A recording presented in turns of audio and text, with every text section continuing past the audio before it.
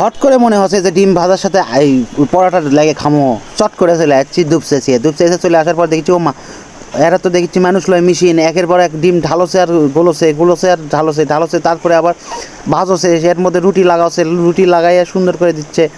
অর্থাৎ মশলা টশলা দিয়ে রুটির মধ্যে দেখেন পেস্ট পড়তে দিয়ে ডিমটা ঘাটে নিয়ে কিচ্ছু খালি ডিমটা ঘাটে নিয়ে এর মধ্যে খালি একটা রুটির তয়রত লাগা দিয়ে সেটাকে আবার ভেজে ভুজে উল্টা পাল্টা কিন্তু খাবারটা দেয়।